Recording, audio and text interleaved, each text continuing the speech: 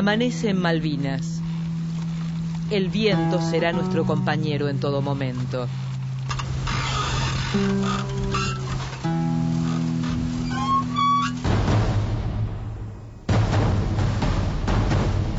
The day really began the night before at about 7:30, when the ordinary people of the Falklands were told by the governor that the intelligence received from Britain indicated that the islands would be invaded the following morning. And you can imagine the horror, the fear, the complete shock.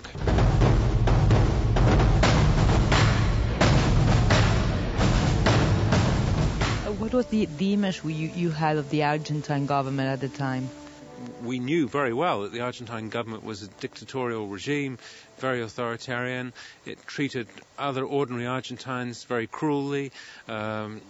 People were disappearing, people were being tortured, and suddenly, you know, these people were going to be running the islands. Well, that wasn't a very attractive idea. That was a scary idea.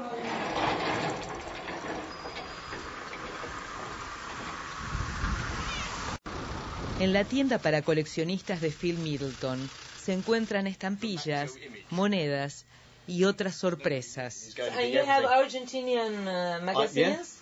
Yeah. And we got some here. Got some. They're only let me head see ones some. and things. The Grand Battle. Oh, God.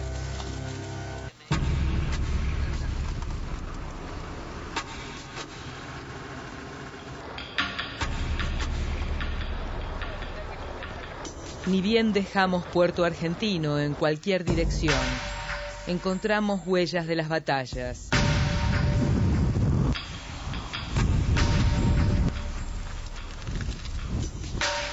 Ahora nos dirigimos a Monte London, donde todo recuerda los combates y las penurias sufridas por los soldados.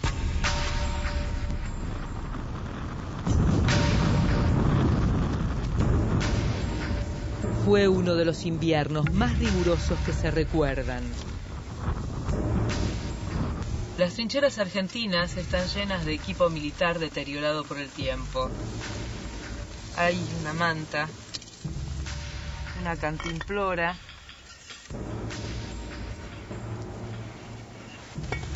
unas correas, estas 2 porciones de mermelada. Ya estaban vencidas 2 años antes de que empezara la guerra.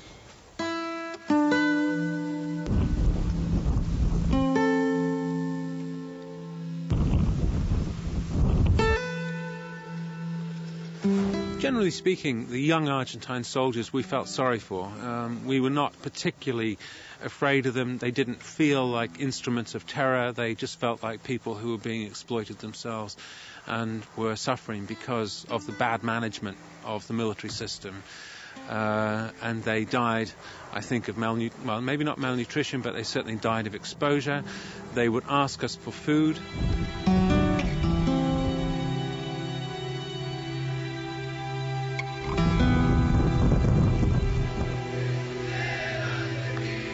A lot of Argentine troops in here, certainly in Stanley, were starving.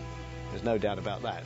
Well, the only time there's ever been begging on the streets of Stanley is in the Argentine occupation, and that was by Argentine soldiers. On the rubbish tip, when the rubbish went out in the drums, you had conscript soldiers, I'm saying conscript, keep on saying conscripts, young soldiers going through the rubbish, finding bits of food.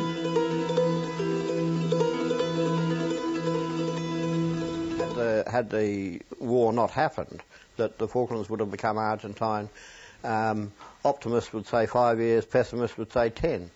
But it wasn't very far away. The population, we were losing whole percentages of the population permanently every week. So 1 or 2% of the population. Every time a Larde plane flew out with 17 people, it was 1% of the population was leaving permanently. La guerra los colocó en un primer plano. Well, I think we talked about the sympathy. We definitely took advantage of it.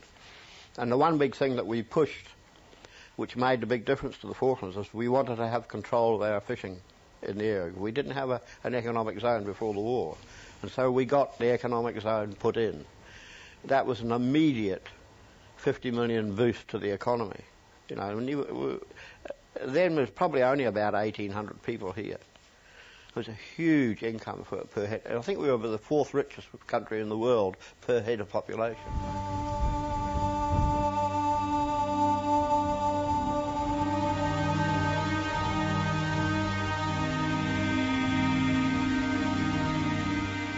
Llegamos a Darwin. El cementerio argentino nos espera, deteriorado y lleno de ausencias.